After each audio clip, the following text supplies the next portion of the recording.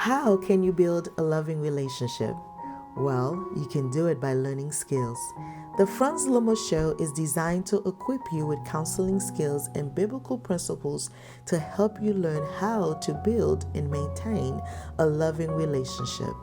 As a mental health counselor, a doctoral candidate in marriage and family at Liberty University, an author of many books about loving relationships, and a pastor, Frantz can definitely help you learn counseling skills and biblical principles to build the loving relationship you so deserve. Search for Frantz Lamour at Amazon to find his books about building loving relationships. And now, here is Frantz Lamour for another great presentation about loving relationships. Welcome to the Frantz Lamour Show. Once again, we deeply appreciate the privilege of allowing us to come into your homes to bring the message of love. Now, as you can see, I'm smiling a lot today. You can guess why. My wife is with me today. I am so excited. How are you, Adi? I'm great. Wow. I am so thankful. Now, last time, I talked to you about the first course of building a loving relationship. Treasure your spouse. Today, we're going to focus on talking about the second course of building and maintaining a loving relationship. Spending quality time with your spouse. So what is time? Man, your first day in my show, you begin by asking me questions. Oh my God. To simply put, time is 24 hours. Yeah, 24 hours. 24 hours. We are equally blessed by God with 24 hours a day. Wow. We all have the same amount of time to do the things that we must do for the day, one of which is spending quality time with your spouse. I love her. So, do you have 24 hours a day, Jenny? Yes. But why do we often say we don't have time? Maybe because we're not sure how our time is spent during the day. Yeah, maybe we're not sure how our time is spent. Spending quality time with your spouse is fundamental to build a loving relationship. So today, my wife and I are going to talk to you about the second course of building a loving relationship, which is time. Both of you must be willing to pay the cost of spending time together, because it's not easy to find the time, even though we have 24 hours. Yes. It's not easy to find the time to spend quality time together. How can husband and wife use their time effectively? Well, you are the in a expert. relationship? You are the expert. We are here with the expert. You're going to have to... We are here with the expert. So he's going to tell us how we, as husband and wife, can spend our time effectively. One thing that is important in time management, Jenny, is dividing your time. Because if you don't intentionally dividing your time, you would not have enough time to do what you're supposed to do. If we take God as the example of how to manage time effectively, if we go back to Genesis, we see God had many things that he wanted to create. Mm-hmm. And what did he do? He created a schedule. Okay. And then each day, he said to himself, this is what I'm going to do. Until he get to the 6 days, he created man. So, and then he created everything based on the urgency and a priority. He prioritized, he looked at which one couldn't wait for tomorrow. Then he did the first one first. The earth was dark, void, without form, and God saw that it was important to have light first instead of men. Of course. Yeah, so he prioritized first. So in order to manage time effectively in a relationship, we need to divide our time based on urgency, priority, and things that are important to us based on our values, our beliefs, and our morals. So we have to do that. And what I'm suggesting that couples do is to allocate time for each thing that you have to do in the relationship. First of all, you need alone time. Time with yourself. Yeah, you need time with yourself. Time with yourself. You decide to do whatever you want with it. But one thing that I would encourage couples to do, when you spend time alone with yourself, see if you can spend time with God. You know, when you do, you will evaluate your relationship with God to see how your roles are being played within the relationship. You know, God can help you understand if you have been doing what you're supposed to do in the relationship. So alone time can be also, you know, go out with your friends, go to the mall, you know, ask your husband for some money, go some places and do your things, you know, be alone. Could be meditation, reading a book, whatever you decide to do, you have to refurnish yourself, you have to replenish yourself. Okay. You have to take care of yourself so you can have your best self to give to your spouse. So the first thing that you need to do is alone time. Alone time. Yeah. That's important. Why? You need time to reflect with God and to give your best to your spouse. Yeah. And your family. Yeah, you need alone time. You know, alone time to do your hair. To stay beautiful. I think that's rejuvenating time. That's rejuvenating time, right? Yes. Beautifying time. Yes. Okay. I think the second thing that we have to do is couple time. You know, couple time. So before we got married, Jenny, you know, we found time to be together. You know, we put aside everything that we consider to be important to focus on what we believe was the most important thing to do, which was spending time together as people who were thinking about getting married.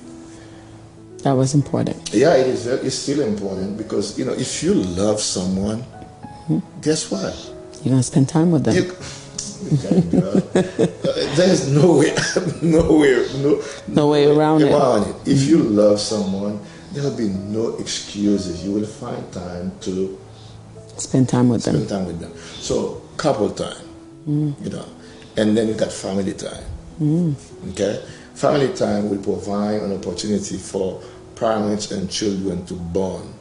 But what I discovered in counseling couples, sometimes couples fuse couple time and family time together. I wonder why. Well, I guess they forgot perhaps before they had children, it was the two of them. Okay. So now they have children. If they don't balance the time properly, they're going to neglect the couple time. Okay. And then think about it. We as a couple, we are the tree. Our children are the branches. So if we neglect the tree, what's going to happen to the branches? They're going to fall off. So it's important to prioritize couple time over anything else. Then you need time to go to work, to go to church, and to do other things that you have to do in life. But you cannot negotiate spending quality time with your spouse. This is an indication that you love one another. Okay. So now, Jenny, let's talk about why is it important to spend quality time with me. Yeah, why is it important? You know, one thing that I see when we spend quality time together, it gives us the opportunity to appreciate one another. What do you think? That's true. Yeah. You know, you don't want quality time to be a time where you discuss about issues that do not work. You want it to be quality time. So if you're going to designate a portion of time for example, time to solve problems, that could not be part of the quality time. No. So make a time to address issues that you think need to be improved in the relationship. But when we talk about quality time, we want it to be quality time. We want to focus on positive. We want to focus on appreciation, appreciate one another for who we are as individuals and for what we do for one another in the relationship. Yeah. So what other things can we do when we spend quality time together? Besides appreciation. Appreciation. Maybe a massage. Yeah. Could be a good one. That's it right there. I'm not good. Right? Yeah, maybe a massage. A massage without thinking. A massage without wanting something else. Just let it be just a massage. Oh. A massage. Yes. Yeah, appreciation. Other things that also that we need to consider is connection. Connection. When we spend quality time together, it allowed us to connect. And then as we appreciate one another and we connect in an intimate way with one another, one way we can do it, we hold hands, Like this? Yeah. Yeah. I see why you're afraid to hold my hands. Really? Yeah, we're spending quality Time time. together. Yeah, so quality time, we hold hands and then we make eye contact. Okay. See, we focus on each other. And like you are doing right now, we're smiling. Okay. And we connect. We connect. And then we begin to express our appreciation for one another. You know what? I am so thankful for you. Without you, my life will not be what it is today. Thank you for being in my life. The fact that you are doing this show with me today, I feel so complete. I long for this day. Come. It's like God answered my Wow. Amen. So that is quality time. Quality time together. It's important for couple to understand if your spouse is complaining about quality time, do not judge your spouse. Do not condemn your spouse. Do not criticize your spouse. Take it as an opportunity to do better. If you hear your spouse is saying things like this, I always want to talk with you, but you always busy. If you hear a statement like this, there is hope for your relationship. This is the crying of a loving heart who wants to be with someone To spend quality time. Quality time. If someone doesn't love you, doesn't care about it, they will not ask To spend the quality time. quality time for you. So you don't criticize for, oh, you don't have to go to work. Yeah, but remember, you didn't marry work. So we have to differentiate the difference between who and what. Did we marry what or who? Interesting point. Yeah, I marry who? Jenny. But if I don't be careful, I may spend quality time with the kitchen, with the house, With the job. everything else except who? My spouse. So we have to ask ourselves different. Did we marry what or who? Who? Good question. I believe I married who? Who? Oh, congratulations. 7 life-giving words to live your best life is a blueprint to help you live what you deserve, your best life. As a licensed psychotherapist, author Frantz Lamour witnesses firsthand the effort it takes to rise above everything that keeps us down. We want to live our best life, but we don't know how. Just when we're about to give up, we discover hope and guidance in God's life-giving words. Through 7 practical lessons and relevant scriptures on words of love, forgiveness, healing, salvation, peace, and grace, 7 life-giving words to live your best life will breathe new energy into your daily walk and help you master the art of living your best life.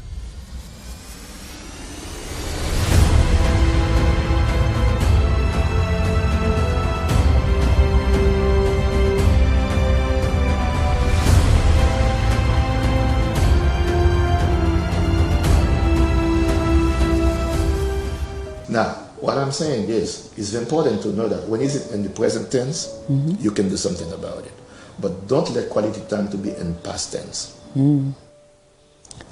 What do you mean? Past tense. What I mean by that, now I just said, if your spouse is saying things like this, I always want to be with you, but you are always busy. That's present tense. But if you allow this to become past tense, it's going to be too late to do anything about it. For example, if you hear your spouse saying, I always wanted to spend time with you, but you were always busy. This is a point of no return. Okay. Now it's too late. Okay. Now you're begging for it. The person, is moving on with their lives. You don't want quality time to be in the past tense. I always wanted to be with you, but you were always too busy. You don't want that to happen to you. So quality time will increase intimacy. So can we say quality time equals intimacy? Yes. If we leave it only for quality time. This is not the time where we address unsolved issues. Okay. So we need to designate a time to solve problems. Okay. And then quality time, when we are spending quality time with one another, we also can communicate clearly things that not only we appreciate about one another, things that we cannot live without. Such as? Making love with you. Oh man, I am so grateful for you. I feel excited when I'm making love with you. Oh Lord. Yeah, it's a time for appreciation. It's a time for appreciation. So, and there are many things in life that will demand our time. Our jobs, our children, our friends, and other things that we like to do, sports. The whats. Yeah, the what. So we have to be careful. So I didn't marry the what. If you have time for the what, if you have too much time for the what of life, you may not have enough time for the who, your spouse. So you have to balance things out, to prioritize based on urgency. Your kitchen will not leave you, but your spouse can. Right? Yeah. So what should we do? Spend time with the who. Spend time with the who. Okay? Spend time with the who. Spend time with the who. Not the what. Not the what. So what would you tell, wives out there about quality time? Quality time is important in your relationship.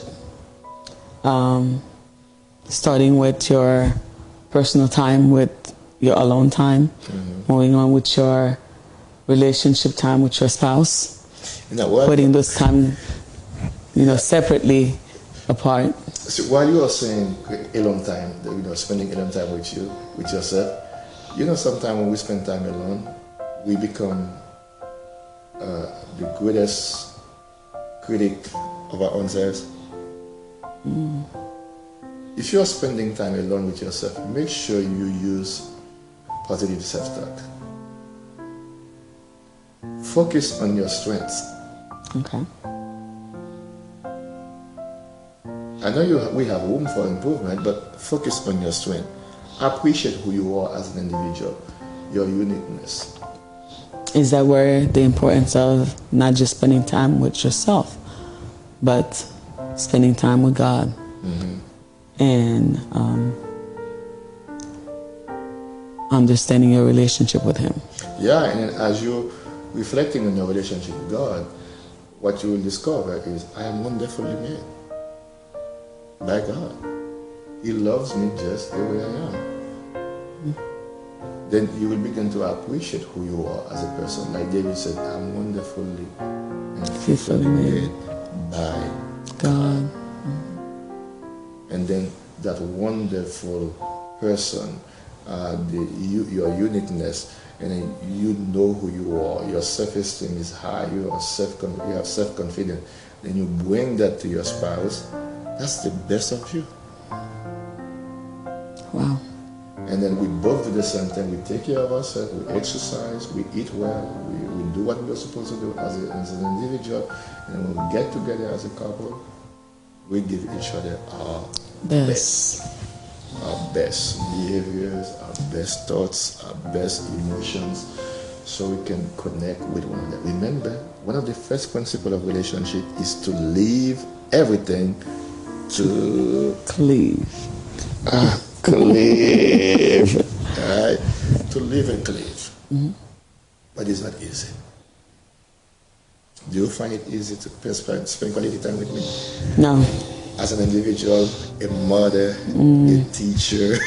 You wear too many hats. Too many hats. Mm-hmm. That's when you need to prioritize. Mm-hmm. To prioritize. So, in closing, Jenny, what would you like to tell our audience about spending quality time? I have something important to share as we close. Spending time with your spouse, and yourself, and God is very important. So it is to your best asset is to make sure your time is spent equally on the things that are mostly important,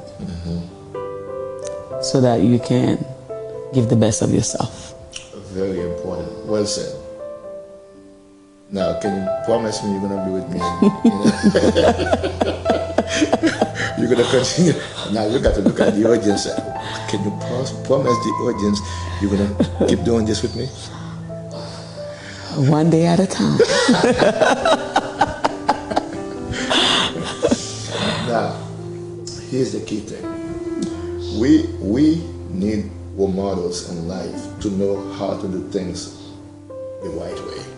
Yes. I believe Jesus is the best role model when it comes to spending quality time with your spouse. Mm-hmm. Jesus said two things about his relationship with us that is profound.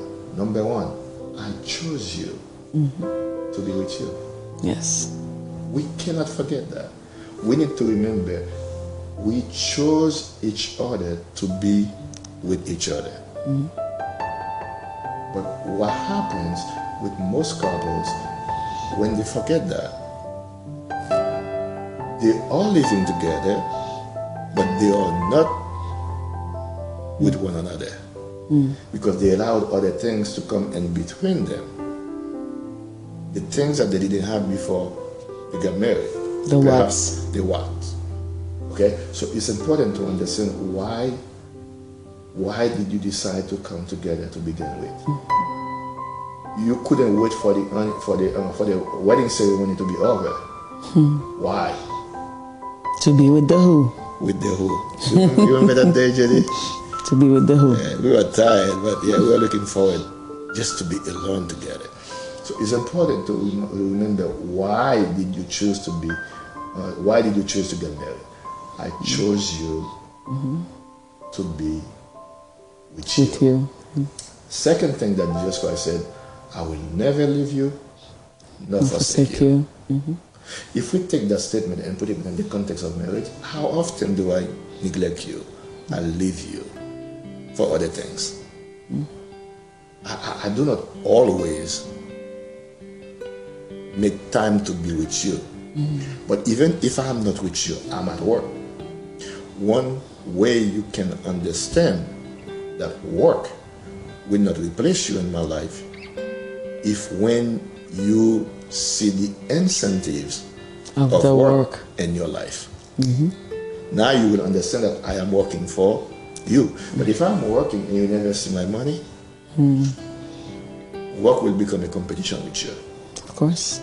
You will start complaining about it. Work is taking most of your time without having any time for me. But if I'm working for you, you see what the money is doing in your own life, then you will say that I sacrifice this time for you. So we need to understand this concept of I will never leave you nor forsake you. So when I reassure my wife, I am with you for life, no matter what, it's one way of saying, like Jesus Christ, I will never leave you nor forsake you. That means you are my priority. So And my relationship with God is the source of the qualities that I need to provide to you. I cannot neglect that, because if I neglect my relationship with God and the Holy Spirit, you will suffer. So it's important to understand the need to spend quality time together. We hope that the conversation that I have with one another has, opened your eyes to the need of being intentional about spending quality time together. Because when you spend quality time together, it can help you appreciate one another, connect better. Yes. And improve your intimacy with each other. Yeah, increase your intimacy with each other. It was a pleasure to be with you. Remember to share this conversation with other people so that together we can build a movement of love. See you next time. Thank subscribe. you. Yeah, subscribe. Thank you. When difficult situations threaten to weaken the strength of your family, you need a solid structural foundation of leadership. Family Leadership in Times of Crisis provides this foundation through 5 practical principles, relevant scriptures, counseling skills, techniques, and biblical teaching to equip you and your family with the skills to successfully navigate any crisis. With good family leadership, we can push for greater justice and racial equality in the United States and around the world, and maintain a more just and loving humanity. Family leadership is even more essential during times of crisis, such as the COVID-19 pandemic.